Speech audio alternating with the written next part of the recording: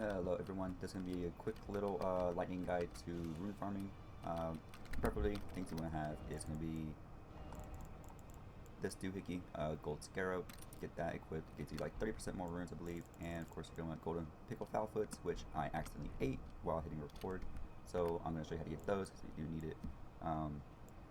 You can, let me just get it out of the way real quick, golden pickle foulfoots, get them from patches over here in Mercwater Catacombs. And for the gold scarab talisman, you're going to want to go here, and I'll show you how to get there in just a second. Essentially, if you don't want to have to watch that at the end, you're just going to come over here any possible way. I don't have any graces, so it'll be kind of hard to show you. And then you're going to make your way down here. You're going to see a abductor, one of those virgin abductors, and then you should see like a branch that extends over to here. And then you go to the cave, you get that. And as for the golden, or the gold foul pickle feet, they're going to be here. Like, you can buy 5, kill him, get the ball bearing, and bring it over to the twin maiden husk. However, he only sells like 5 at a time. I'm not sure if that regenerates. I can show you alternative method, which involves making them. And so you need the crafting book. Don't know where to get that. I completely forgot. But so you're going to have to do that on your own. You're going to need to have a lot of rower fruit, fork-toed foulfoots, and gold fireflies. So just real quick to get that off the back. Gold fireflies, you can find 11 of them very easy by coming to the Whipping Peninsula here, coming over here to this pond, and then grabbing like, I think that's like 11 there, but it's pretty simple, again right there.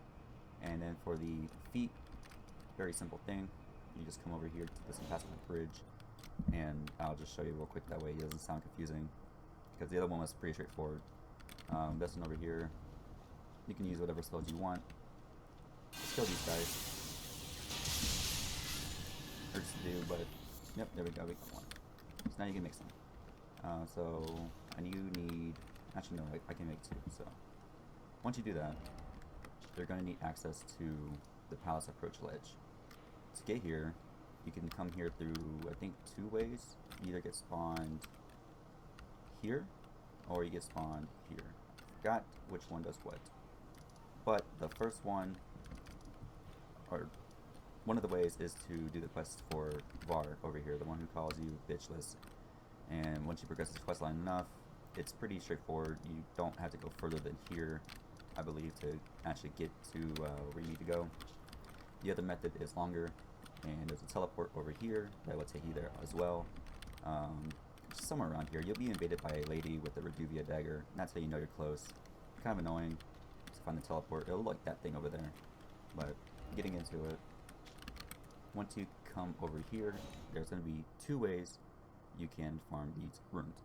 One way is annoying and tedious because it requires this sword, and it has to be high enough leveled to one-shot these guys with its Asher Board. So once you're here and you,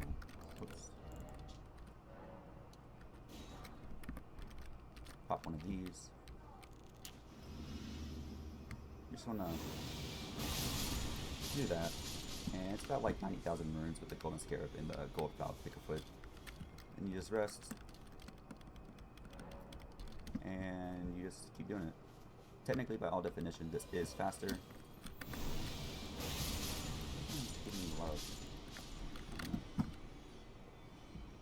And then that's pretty much what you do. It's tedious because you have to be like proactive the whole time. I prefer switching around these 2 just so I don't get too dried out. There used to be a way over here.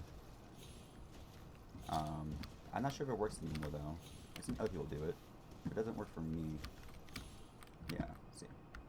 That used to be one way. So the way I use now, let me go ahead and set these guys. And this way is not as efficient.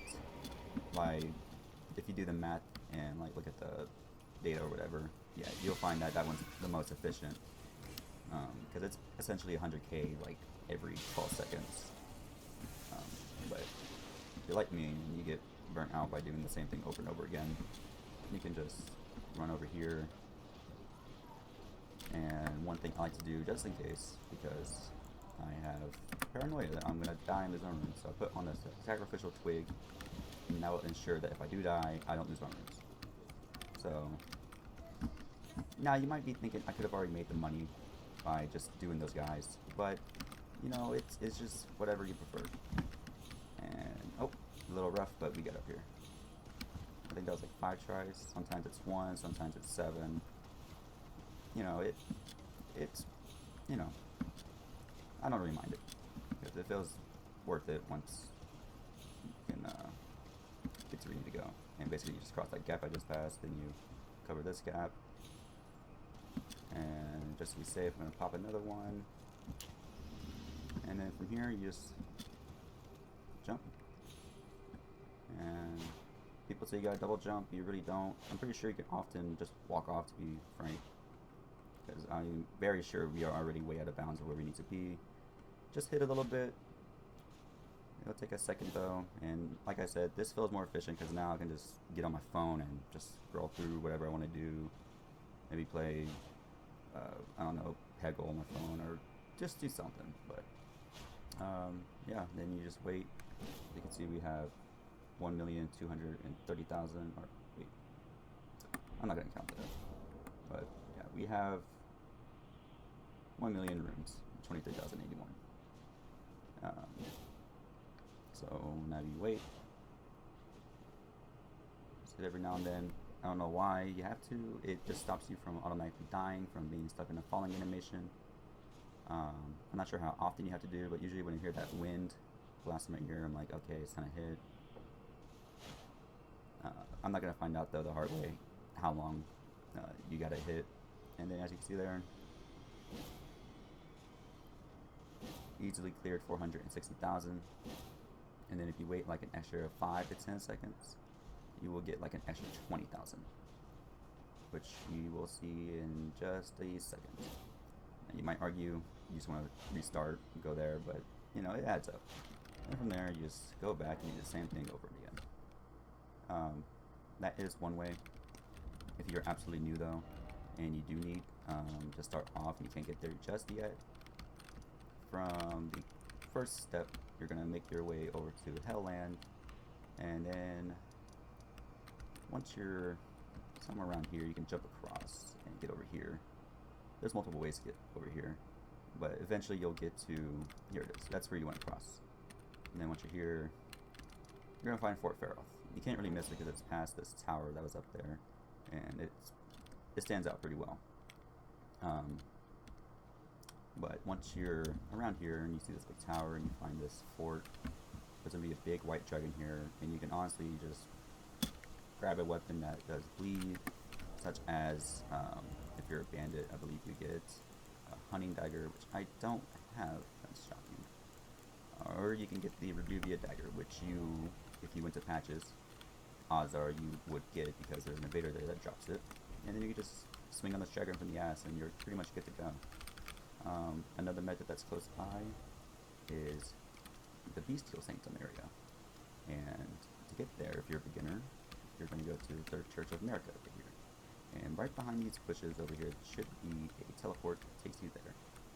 And once you're here, you're going to want to grab the Grace inside, run past an enemy here that you don't want to mess with yet, and you go to here. And once you're here, you're going to find these little guys. I think they're called militiamen. And then from here, you can see there is, let's see, one, nope, wrong back, nope, quit locking on. There's one, there's two, there's three, and then, nope, 4. You can kill them. I believe they drop, let me show you without the talisman. Let's see. They drop about 2,500 each, so that's about 10,000 every run. And you can just restart the Grace, or you can go all over here. There's like maybe 20 you can kill, so that's about, I don't know, like 50k. Not too sure, but whatever shoe fits you best. That's one way to get the ball rolling for you. And speaking of balls rolling, there is also one more way, which I cannot teleport. and that's going to be at Melina's Rise. And to get here, there is multiple ways. If you're already here, you can just get up there and it'll take you along this path eventually. Just be wary because there's more of those militiamen and traps, and I believe another enemy that swings harder. But if you just run, you'll be good. But the other way, which I don't like, because it's just, I don't know, it feels tedious to me, and it's like the same thing with hitting those guys and resting. With this, you come here, you'll find this tower with the blue looking wall, and you'll run down here with your torrent, and eventually you come to the line's edge. I haven't done this, so, oh, there it is. You're gonna keep running, and they're kind of like, okay, you don't want to do that. That's not what you want to do. And I'm glad I had that sacrificial thing on, because I get a lot of anxiety knowing that all those runes are on the ground, so that's why you always gotta be curious about that. But I'm pretty confident. Like I said, I haven't done it because I don't like it, but now that, if I recall right, where it spawns, you're basically going to want to wait for it to spawn, jump, and then boom. That's 4,000. And then you can make it run over here. But you could probably already tell it's just kind of long and tedious compared to these guys or compared to the other one I showed you. But I understand if you can't do this yet, if you're starting out, or if you are like me and you now need 800,000 to level up, your best bet is going to be here. Or if you don't want to do any of these methods, my best recommendation to you is to hope that someone drops you runes. And that's about it. Best of luck.